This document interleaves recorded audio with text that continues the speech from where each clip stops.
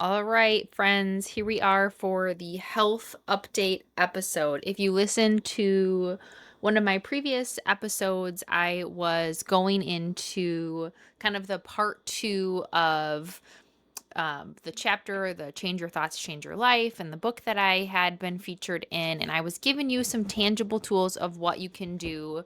And I started to kind of share some of the things a little bit more about the surgery I recently had to have. And then I paused myself and I said, I know I hate when people do this and they start a story and then they don't finish it and they say, hey, come back. But I totally did that to you. So I hope that you are now here to hear all the details of what I was sharing. And I really just felt like I decided to share this with you because I don't know, I find people's stories interesting. I actually just recently did a post. If you follow me over, excuse me, if you follow me over on Instagram, I recently did a post on this. I'll be posting a little bit more on my LinkedIn channel soon as well. But I had decided to share a little bit more about it because, first of all, it feels inauthentic. Like I had to wait a couple weeks. It feels inauthentic not to. I mean, I'm pretty open with my community, with my clients, with all of you from the podcast to the people who follow me on social media, because a big part of me building my business and my brand is being authentic. That's one of my words.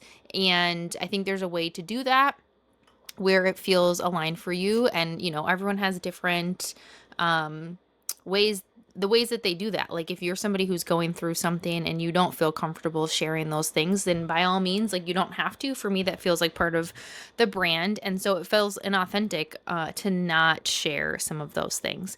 So we're going to be giving you a little update and highlight because I also know that I have had just an outpouring of support, and I just, through all of this, just so much love and community, and my friends and my family, my community online of just like connections online that I know through platforms. Like when you share parts about your life and you share about your business and you really focus on relationships with people, like you can form close relationships with people you've literally never even met. And so the amount of messages and outreach that I've gotten from people that I've never even physically met in person is just amazing.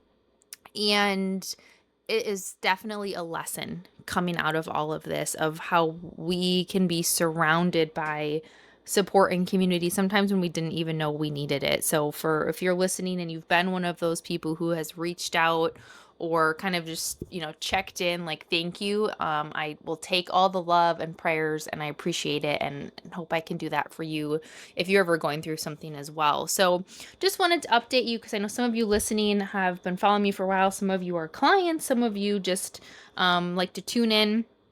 And I've been kind of talking about a different thing. So, first of all, I have talked on different episodes. Like, I have a slew of other health things I've navigated over the years. Lyme's disease, um, uh, being one of the big ones, but kind of like a few other things that have really impacted my health over the years. But about a month ago now, actually, maybe a little bit over a month ago now, I went in to get a spot on my nose, a spot on my nose checked out. I have a tickle in my throat, a spot on my nose checked out, and to be honest, I hadn't thought. So I have, fair skin. I have quite a bit of like freckles, moles, things like that. And I had never been to the dermatologist before. I had been thinking about like I should really get to the dermatologist, but I had never been to a dermatologist before. And so there was the spot on my nose that a lot of people have asked me, like, how did you know to go in? Well, and the silver lining to this is that it was on my nose. So it was obvious to see it getting bigger and it was obvious to see it changing versus if it's somewhere else on your body. Now that really sucks now when you have to get it taken care of because it's right on your face. You can't hide it.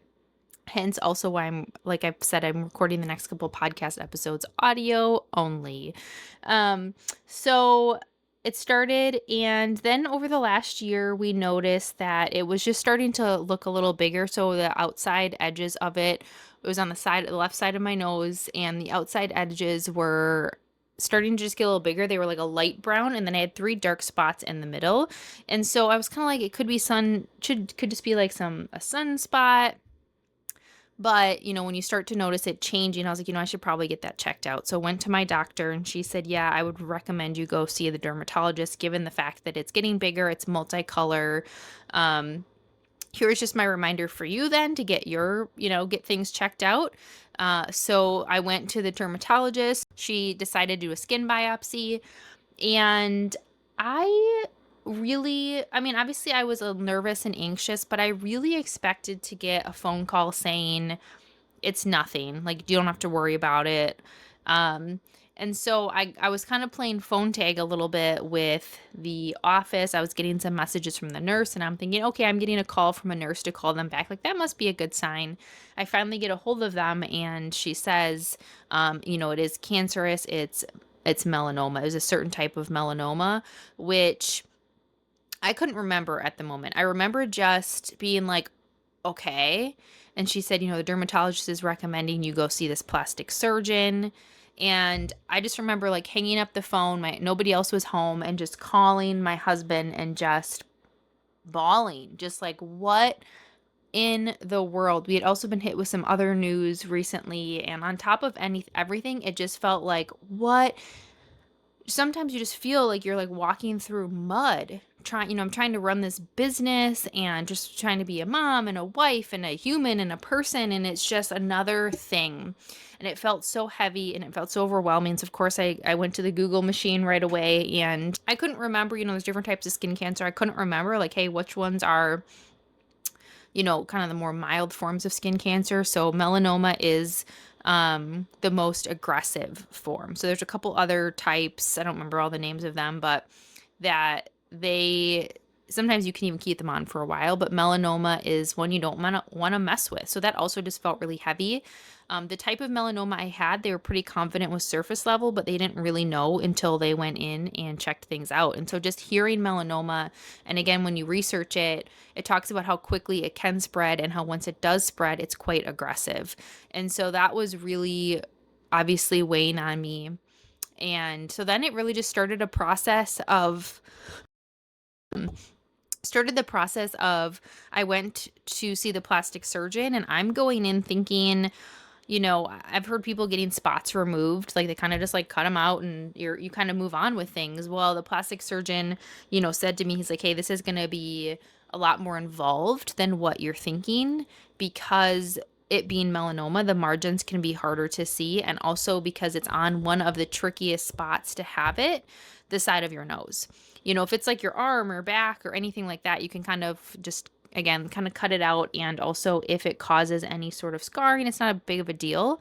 But the extra, I would say, emotional like toll of it being on my face. Like, you hear the words cancer and then it's on your face. As somebody who is always in front of people, I'm on camera with clients or doing content and doing my podcast, recording videos. I'm a professional speaker, so I'm on stages, and in the fall is one of my busiest times of year. I have my coaching and leadership development firm, and we host leadership development trainings. And at the time I found out was coming into September, which September I was completely booked. I had multiple events, multiple trips in September. And so it all just felt like it's hard to even say how it felt. It was, and so we were trying to determine, what the best approach is going to be. And the plastic surgeon had shared with me, this is going to be a multi-step process. And there's a couple different ways you can approach melanoma. The way that they had recommended to me was that my first step would be to go and see someone to do a Mohs procedure. So Mohs is pretty common for other types of skin cancer. I had researched in what they talked about. It wasn't as common for melanoma, but there was this doctor at a hospital in Lake Geneva who had started doing Mohs for melanoma, and it's a full day process. And he said, it's been really successful, and they're there. They have special equipment. They have a special technician, and then after you get the cancer removed, you'll come back to see me and we'll start your repair and potentially reconstruction. And that just, again, was just so much to hear. And he started to tell me then, depending upon how deep and how wide that cancer is, again, you don't have much wiggle room on your nose. So he said there's multiple different procedures we could do. One would be a skin graft where, they take skin from one other part of your body and then they put it on your nose. And he said, I most likely won't do that. I don't usually do that for this part of the face because it doesn't look as good. His perspective was that it could look kind of lumpy, it could look not smooth. And so the other thing he said would be something called a skin flap. And I had never heard of this before. He explained it, and then him and the nurse showed me pictures. And I remember just like this utter horror because I was like, oh my gosh, I had no idea this was going to happen. So with a skin flap, they either cut all the way down your cheek or all the way up your forehead, which is what they ended up having to do for me. They cut all the way up your forehead. I won't get too graphic into details, but they essentially take skin from another part of your face. So for me, it was the forehead, and they attach it to your nose to create blood flow to regrow the skin on your nose because that spot, they had to take the cancer out, they had to take the skin out, and he said we need to regrow that skin. And so they do this thing where they attach this skin, and for 3 weeks you have it on there, and it's creating blood flow and actually regrowing the skin on your face. And I remember thinking, like, if this was not my face, this is really cool that our faces can do this, that our bodies can heal themselves, but the fact that it's my face, like, didn't feel so cool. And so I left that office just like horrified of, okay, this went from you have cancer, we have to cut into your nose, to now, hey, we might need to cut into like a bunch of your face, like kind of hack up your face is how I was feeling. And the next couple weeks were really stressful because we were now trying to, the doctor who was removing the cancer said, hey, I'd like to get this in September. We don't like to mess around with melanoma, but we just couldn't coordinate schedules. I mean, we're trying to coordinate a plastic surgeon and a cancer surgeon and an OR, and one can only do it on Fridays, and the other then has to be done on the Monday after. So we just couldn't get it to work. And I remember feeling so conflicted too, because part of me was like, ooh, I could still do all of my events in September, but the other part of me had this like anxious feeling of like, wait, I have cancer like in my body. I want it out, and you just have this fear of it like spreading and growing. And so if you're listening and you've had this, I'm sure you can understand, where you're just like, I want that out of my body, but I also want to prepare myself for it. So the way that it worked out is we ended up having to wait until October. So I was able to do all my events in September. Obviously the time went really quickly. And then I had procedures. So I had my first procedure on a Friday, and I went into, my husband drove me to the clinic and walked in there. And I can tell you that getting your nose numbed hurts really bad. This is like one of the hardest places because your nose is so sensitive. And so that was not fun. People coming at my face, like I've said, I kind of joked, like I'm so over people coming at my face with needles and knives and bandages. So you're awake for that procedure. They numb you, and he goes in and he removes some of the skin, and then they have a technician dedicated to your case all day, and they go and they check the margins. And then we went and sat. It was about 2 or 3 hours they estimated. You have to wait to see. They'll check the margins with all their, fancy stuff that they do. And, we had to sit in the room of other cancer patients and people getting chemotherapy. And that was a lot. That was heavy. And it also just felt so surreal. And I think I've shared this on the podcast before, but if you're new to listening, my husband had cancer 2 years ago, and very grateful, and similar situation where we caught it early enough that the surgery took care of it. And now we've been doing, follow-up scans and things. But just walking into the hospital that day just felt like, oh my gosh, we're here. We were just in this situation. How can this be happening again? And our friends and family who have surrounded us during this time, knowing what we have all navigated the last few years from a lot of different perspectives, we're just like, oh my gosh, when are you guys going to catch a break? And the thing is, and I talk about this a lot, right? Like people ask me, like, how are you doing? I'm like, it depends on the day. Like, I will be totally transparent. It depends on the day. Some days it's like, you know what? It could be worse. Like, I remember it could, like, when we got the call that my husband was cancer free, it's like, oh my gosh, it could have been so much worse. Mine, knowing that they're pretty confident that they got it all, and I still have a couple more procedures, but like it could be worse. I'm grateful, and just like I'm like I have more and more and more stories to use in my speeches, and I have more opportunities to help other people. But then of course I'm human, and I have those days where I go, why me? Like, why again? Why are we being, given all of these challenges over and over and over again? It depends on the day. And I'm sure you feel that way too if you've been through these things. So we went in, and yeah, sitting with people doing chemo is just eye opening, and just going, that could be me. And at this point, it's not. And I hear them in there laughing and telling jokes and joking around. And it's just, yeah, the mental, emotional piece is one piece outside of the physical piece. So then they ended up coming back a couple hours later and saying, hey, we have to go in again. And now, again, this mindset, like you have to get your mindset in the right space to then go back into the room. And now you've got to get those needles re-put into your face. Was not fun. And I remember I just like went to my zone. I had to just sit there and go to my zone. I had a nurse at one point who said, like, I was going to put my hand on you, but you seemed like you were in your own place. And I said, you know what? Yes, I was in my own zone. I was on top of my favorite mountain in Sedona. I love going out to Sedona, and they're my favorite place where you get like a 360 view of Sedona. I was like, that's where I was in my mind during those procedures. So after the second pass, they came and say, hey, good news. We got it all. We got everything that, all the margins that we can see. And they didn't have to go as deep or wide as some people. I mean, like some people literally lose, their whole nostril. They lose the structure of their nose. So we didn't have to do that. So I was really grateful. They bandaged you up. And then I went on Monday. So for the weekend, I was kind of bandaged up. I was doing fine. And then the following Monday, I go to the plastic surgeon, and that one procedure they do put you under for. And so, the surgeon came and talked to me, and he said, hey, I don't really know until I get in there what procedure I'm going to do.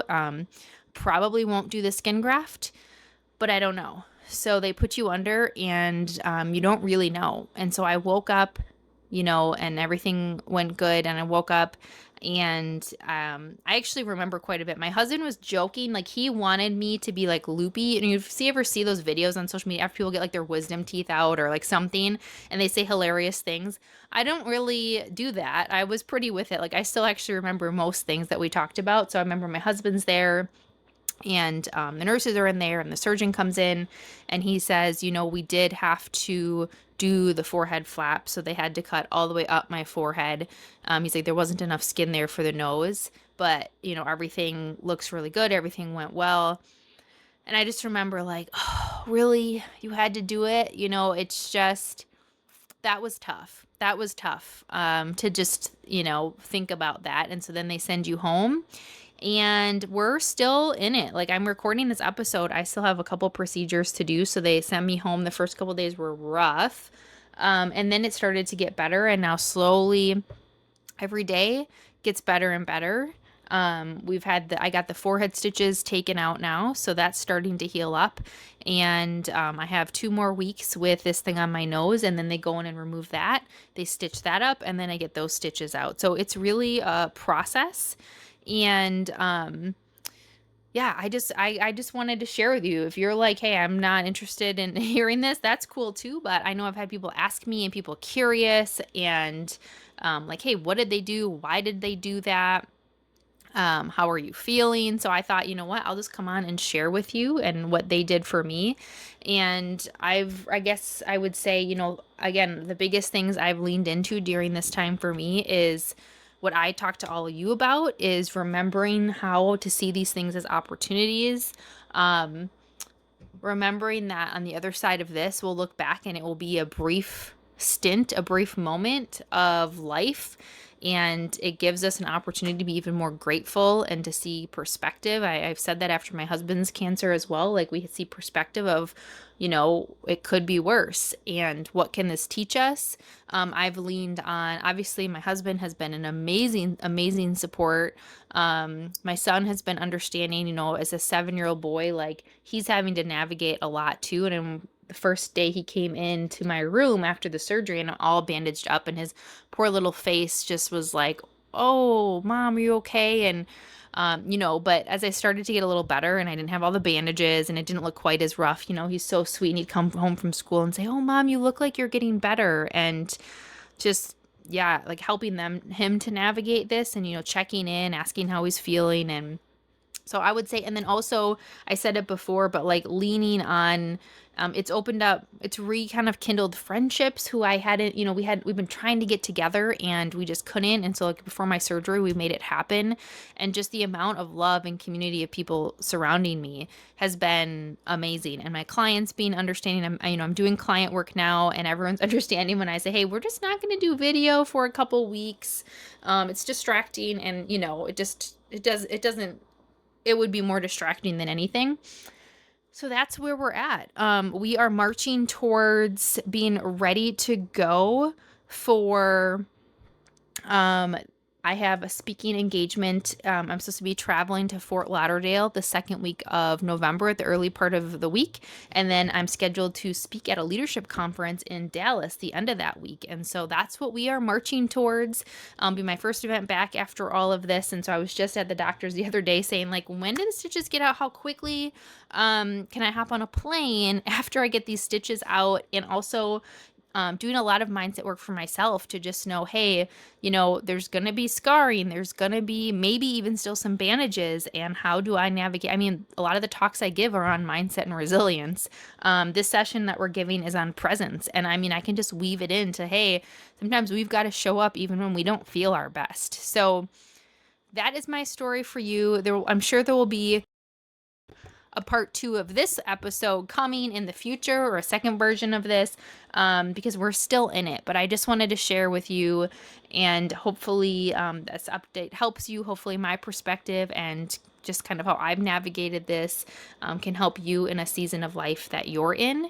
And please message me if, anything I say resonates, or if you even just want to, let me know if you're going through something and I can, send you virtual love, because it really has meant a lot to me when people reach out, and just let them know that, let me know that they're thinking of me. So there is my update for you, and I hope you're having an amazing day, and I cannot wait to keep talking with you and supporting you in this crazy, crazy journey of life.